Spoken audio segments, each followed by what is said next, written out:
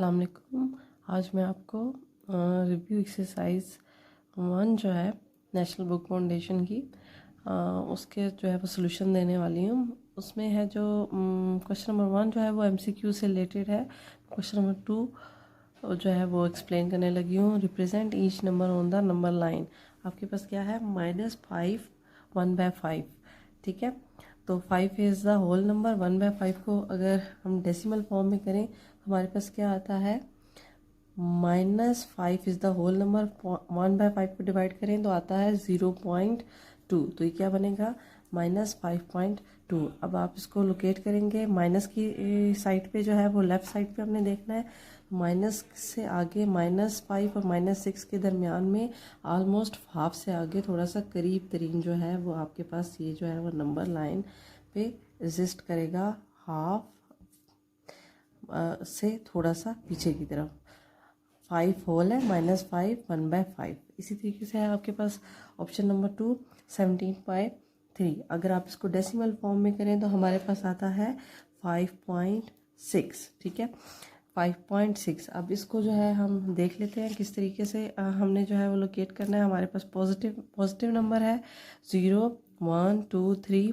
हम जो है वो राइट साइड पे देखेंगे 3 4 आपके पास 5 6। तो क्या है 5.6। तो 5 और 6 के दरमियान में ये चीज़ आ रही है। तो 5 हाफ से थोड़ा सा आगे 5.6। तो आपके पास ये बनेगा 17/3। आपके पास इसको आप थोड़ा सा हाईलाइट करके इसको जो है वो मेंशन कर दें, ठीक है। इसी तरीके से है अब आपके पास question number part number 3 x less than 4 and greater than -2, ठीक है। आपने x को लेफ़्ट और राइट दोनों साइड पे पढ़ना है। तो आपके पास यहाँ पे इक्वल टू नहीं है। अगर इसके नीचे स्लैश होता तो इट्स मीन 4 खुद भी शामिल था, लेकिन चूंकि इसमें स्लैश नहीं है, ठीक है, लेस के नीचे इक्वल टू का साइन नहीं है, इसलिए 4 एंड -2 ही से जो है वो खुद इंक्लूडेड नहीं होंगे। आपके पास है x less than 4 and x जो है वो ग्रेटर देन -2। तो लेस देन 4 का मतलब है 4 को हमने खुद शामिल नहीं करना, 4 से पीछे की तरफ आपने लेके जाना है। और इसी तरीके से आपके पास है x -2 से जो है वो क्या है आपके पास ग्रेटर है। -2 से बड़ा क्या होता है -1 0 1 2 3। तो आपने -2 को खुद नहीं इंक्लूड करना, आपने -2 से जो है वो पीछे की तरफ लेके जाना है। अब आप देख लें कि एक साइड हमने दोनों साइड से x को जो है वो लोकेट कर लिया। अब आप इस एरिया को हाईलाइट कर दें और इसका मतलब है कि ये जो है आपके पास x लेस देन 4 मतलब 4 से छोटी अमाउंट जितनी है, और x ग्रेटर देन -2 मतलब -2 से बड़ा क्या होगा आपके पास -1.9, आगे -1.8। और इस तरह से जो है ये आपके पास पार्ट नंबर जो है वो 3 जो है वो कंप्लीट हो जाएगा। अब आ जाते हैं आपके नेक्स्ट पार्ट के बाद। आपका जो नेक्स्ट पार्ट है वो आपके पास हमारे पास है ऑप्शन 4 x। अब यहाँ पे आ गई है आपके पास इक्वल टू का sign. x greater than x greater than 6, x greater than and equal to 6। It's mean आपने 6 से बड़ी क्या अमाउंट होती है। 6 से बड़ा क्या है आपके पास 7 5, ठीक है 6 7 8 9, ना कि 6 से छोटा जो है वो क्या है 5 4 3। तो आपके पास क्या है x ग्रेटर देन, x का जो है वो x की साइड से पढ़ना है, ना कि 6 की साइड से। x greater than and equal to 6 को खुद भी शामिल करेंगे। इस जो है इस नंबर लाइन को थोड़ा सा हम क्या कर लेते हैं एक्सटेंड कर लेते हैं, ठीक है, क्योंकि हमें x ग्रेटर देन चाहिए। तो हमने इसको थोड़ा सा क्या कर लेना है एक्सटेंड कर लेना है। आपके पास क्या बनेगा 7 8 9 10 11, ठीक है। मतलब x से पॉजिटिव 6 से बड़ा, तो 6 को खुद भी इंक्लूड करेंगे और इस साइड पे आपकी राइट साइड पे जो है वो उस चीज़ को एरो के साथ एक्सटेंड कर देंगे, मेंशन कर देंगे और अप टू सो ऑन कर देंगे, क्योंकि 6 से बड़ी ऑनवर्ड उसने लिमिट नहीं दी कि आपने कहाँ तक लेके जाना है, तो आपने इसको ऑनवर्ड कर देना है कि आगे जो है ये मज़ीद चलता जा रहा है, so on, up to so on. ठीक है, अब आ जाते हैं क्वेश्चन नंबर 3 पे। आपका है क्वेश्चन नंबर 3 जो है वो आपका क्या है, right each exponential expression as an equivalent radical expression and simplify if possible।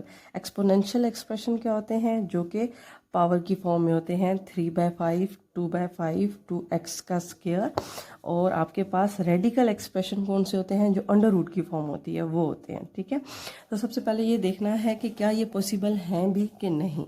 तो अगर आप पार्ट नंबर 1 में देखें, तो अगर हम इसको सिंप्लीफाई की फॉर्म में लेके आए तो ये आपके पास क्या बन रहा है, -2^4/5।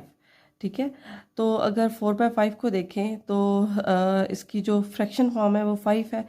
5 का रूट 2 जो है वो कभी भी 5 का रूट नहीं बन सकता, मतलब ये किसी तरीके से 2 जो है वो किसी तरह से भी 5 का रूट 2 जो है वो छोटा है और 5 जो है वो फ्रैक्शन फॉर्म जो है वो बड़ी है, तो यह आपके पास सॉल्वेबल नहीं है। तो आप लिखेंगे it is not possible, it is not possible to simplify.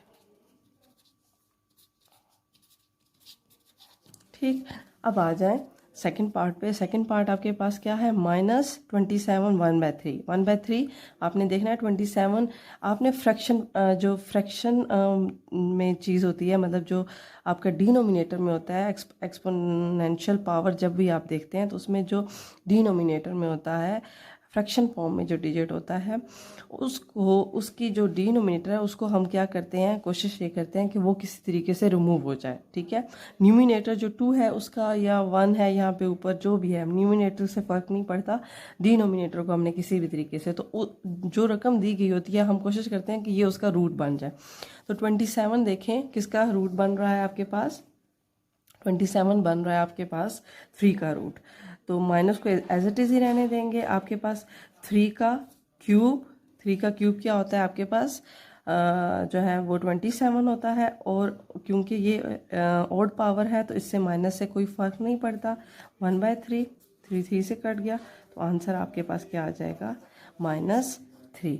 अब आ जाते हैं आपके थर्ड पार्ट की तरफ। ठीक है, आपका जो थर्ड पार्ट है वो क्या है, किस फॉर्म में है, मैंने आपको क्या बताया था, अंडर रूट फॉर्म कौन सी होती है आपके पास, रेडिकल एक्सप्रेशन होता है। ठीक है, ये आपके पास रेडिकल एक्सप्रेशन है। सबसे पहले आप इसे क्या कर लें, एक्सपोनेंशियल फॉर्म में लिख लें। क्या बनेगा, आपके पास अंडर रूट क्या होता है आपके पास, 4 मल्टीप्लाई बाय अंडर रूट क्या होता है, 1/2। अगर आप इसको सॉल्व करें तो 4 और 2 आपस में कैंसिल होके क्या बन जाएंगे, 2^2। ठीक है, तो 2^2 आप देख लें कि आपके पास 16 को 16 से आप मल्टीप्लाई करेंगे तो क्या बनेगा, 256। अब आ जाते हैं पार्ट नंबर 4 की तरफ। पार्ट नंबर 4 अगेन आपके पास जो है वो रेडिकल एक्सप्रेशन में है। सबसे पहले √3 का मतलब क्या है, अंडर रूट के ऊपर पावर 3 हो तो वो क्या बनता है, जो भी यहाँ पे पावर होती है वो फ्रैक्शन फॉर्म में आ जाती है। ठीक है, -8 9 ऑलरेडी मौजूद है, और जो अंडर रूट फॉर्म है वो क्या बन जाएगी, 1/3। 9 और 3 आपस में जब क्या जो है सॉल्व होंगे तो क्या हो जाएगा, 3×3 = 9। ठीक है, तो ये 8 का क्या बन जाएगा, क्यूबिक रूट बन जाएगा। अब आप इसको मज़ीद जो है वो क्या करें, 8 को 3 टाइम मल्टीप्लाई कर लें और आपके पास माइनस की फॉर्म में जो है वो आपके पास -5 1 2। ठीक है, आपका लास्ट पार्ट क्या है आपके पास, 2 जो है वो दी हुई है x की पावर्स। यहाँ पे आप x को जो है वो 3 से मल्टीप्लाई करेंगे, 3 को -2 से मल्टीप्लाई करेंगे, क्या आ जाएगा 6। Dot is stand for multiplication. 5 को 0 से मल्टीप्लाई करेंगे, क्या आएगा 0। आपको ये बात पता होगी कि किसी भी चीज़ की पावर जो है वो अगर 0 हो तो उसका आंसर क्या आ जाता है 1। तो आपके पास आंसर क्या आ जाएगा, -6 आपके पास आंसर आ जाएगा। ठीक है, अब आ जाते हैं आपका क्वेश्चन नंबर 4 की तरफ। क्वेश्चन नंबर 4 क्या है आपके पास, use the properties of exponent to simplify each of the following. ठीक है, आपके पास ये कुछ क्वेश्चन दिया हुआ है और आपकी को एक्सपोनेंशियल फॉर्म में दिया हुआ है, पार की फॉर्म में दिया हुआ है और आपको सॉल्व करना है। ठीक है, सबसे पहले ये देखें कि सबकी जो है वो बेस सेम है। अगर बेस सेम हो और पावर्स ऊपर जो है वो क्या हो रही हैं, मल्टीप्लाई हो रही हैं, तो पावर्स क्या हो जाएंगी, ऐड हो जाएंगी। -2 जो है वो ऊपर बेस है, तो 3 -4 क्योंकि ऑलरेडी प्लस माइनस माइनस हो जाएगा। और अगर जिसके ऊपर पावर ना हो उस वहाँ पे कौन सी पावर होती है, 1 पावर होती है, तो 1 डिवाइडेड बाय -2/-3। तो जब इसको सॉल्व करेंगे तो आपके पास क्या बनेगा, -4 एंड 3 क्या बन जाएगा आपके पास -1 एंड +1, उसके बाद -2/-3। इसको मज़ीद सिंप्लीफाई करेंगे, 2 पावर ऊपर क्या आ जाएगा, 0 आ जाएगा, नीचे क्या रह जाएगी -3। किसी भी चीज़ की पावर 0 हो तो क्या हो जाता है, 1 हो जाता है, -2 पावर -3। ठीक है, अगर आप इसको पॉजिटिव फॉर्म में लेके आए तो -2 जब ऊपर आएगा न्यूमिनेटर की फॉर्म में आएगा तो पावर उसकी क्या हो जाएगी, पॉजिटिव हो जाएगी।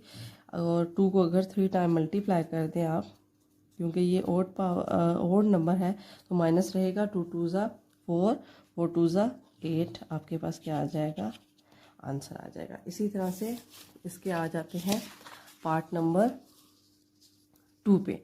पार्ट नंबर 2 जो है वो पार्ट नंबर 2 में जो है 2 बेसिस दिए हुए हैं। सबसे पहले जो है वो 2 की बेस जो है वो हल कर लेते हैं। 2 की अगर बेस हल करें तो ऊपर जो है पावर जो है वो मल्टीप्लाई हो रही है, तो पावर्स क्या हो जाएंगी, ऐड हो जाएंगी। यहाँ पे इसका ये एलसीएम ले लेंगे। सेम इसी तरीके से यहाँ पे भी पावर 1 है तो 1 + 3/2 -2। अगर आप इसको सॉल्व करें तो आपके पास, आप इसको साइड पे जो है वो एलसीएम ले सकते हैं, 1/2 + 3/4। अगर आप इसका एलसीएम लें तो क्या बनता है 4 3 + 2 2 ज़ा 4, 2 2 ज़ा 4, 2 को 1 से मल्टीप्लाई करेंगे तो 2 आ जाएगा। 5 बाय क्या बनता है 5/4, 5/4। और नीचे बेस, नीचे जो आपकी डिनोमिनेटर है उसको एज इट इज़ रहने दें। इसी तरीके से 1 + 3/2 का अगर हम एलसीएम लेंगे तो 1 को जो है खुद से अगर हम यहाँ पे 1 लगा दें तो इसका एलसीएम लें, 2 1 ज़ा 2 और 1 2 ज़ा 2, तो 5/2 आपके पास क्या बन जाएगा, इसका एलसीएम बन जाएगा। अगर आपको एलसीएम नहीं लेने आता तो आप कैलकुलेटर से भी इजीली इसको सॉल्व कर सकते हैं। ठीक है, अब इसके बाद आगे इसको मज़ीद सिंप्लीफाई करते हैं। अब आपके पास एक एक जो है वो पार रह गई है। डिनोमिनेटर को ऊपर ले आते हैं। जैसे ही डिनोमिनेटर को ऊपर लेके आएंगे, डिवाइड हो रही होती हैं जब पावर्स, तो क्या हो जाती हैं, बेस सेम हो और पावर्स क्या हो जाती हैं, सब्ट्रैक्ट हो जाती हैं। सेम इसी तरीके से ये -1/2 है, ऊपर आके +1/2 हो जाएगा। सेम इसी तरीके से इसका जब एलसीएम लेंगे हम, क्या है 5/4 -1/2। अगर आप इसका एलसीएम लें तो क्या बनता है आपके पास 4 5 -2, तो बनता है जी 5 - 2 3/4, 2 3/4 मल्टीप्लाई बाय। इसी तरीके से अगर आप देखें तो इसका डिनोमिनेटर सेम है तो आपके पास न्यूमिनेटर आपस में ऐड हो जाएंगे 6/2। ठीक है, अगर इसको मज़ीद देखें सॉल्व करें तो 3 और 4 जो हैं वो आपस में कैंसिल नहीं होते, इसी तरह से रहेंगे। और 2 और क्या उसे कहते हैं 6 कैंसिल हो जाएंगे। 2 कितने ज़ा 6 होता है, 2 3 ज़ा 6 होता है, तो 3/3 आ जाएगा। अगर इसको मज़ीद सिंप्लीफाई करना चाहें तो 3/3 क्या होता है 27, 27 मल्टीप्लाई बाय 2/3/4। ठीक